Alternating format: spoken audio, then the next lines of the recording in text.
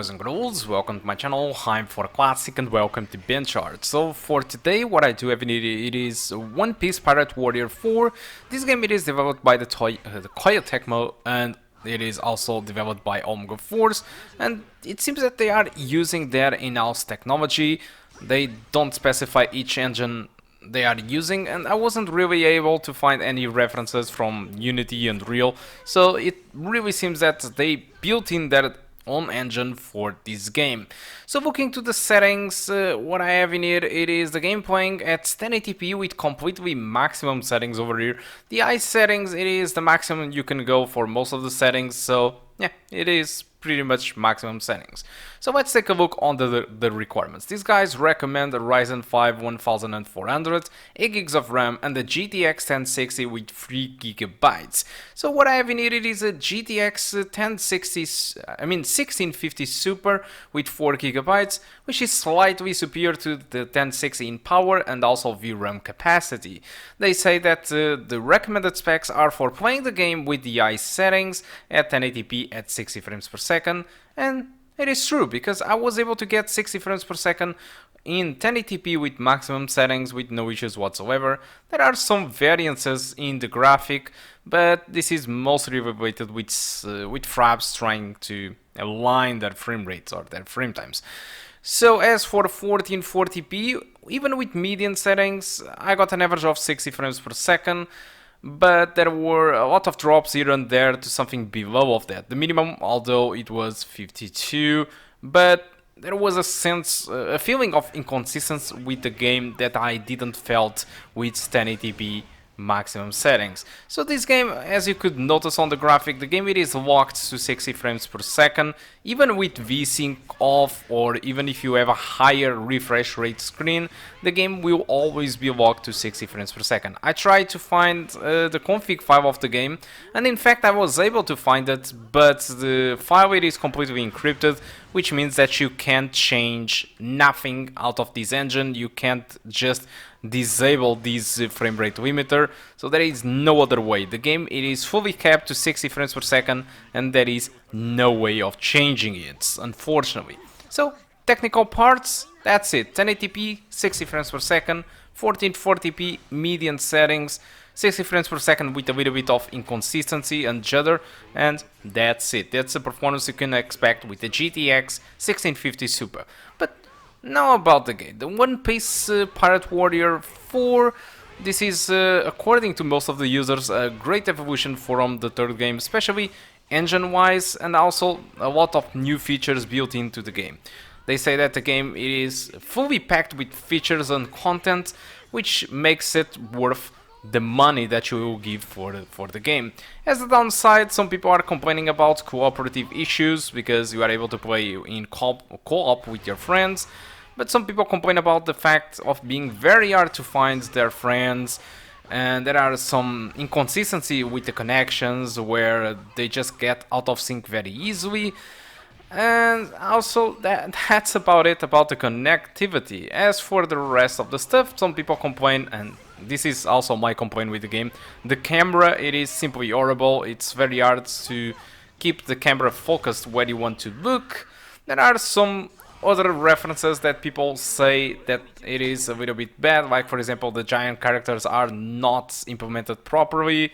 And some people were expecting that this game would bring the entire story of One Piece, which they claim that there are a lot of story missing on this game, and some fans are actually disappointed with that. But apart from that, it seems that the game it is pretty good for the fans. It seems that all the fans are actually enjoying the game, aside from these small issues with the game.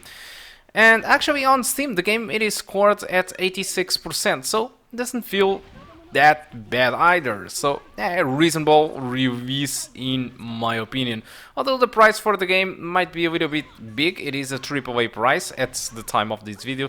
They are asking for $49.99 on Steam, and there are also DLCs. There is a deluxe edition which you need to pay $74.99.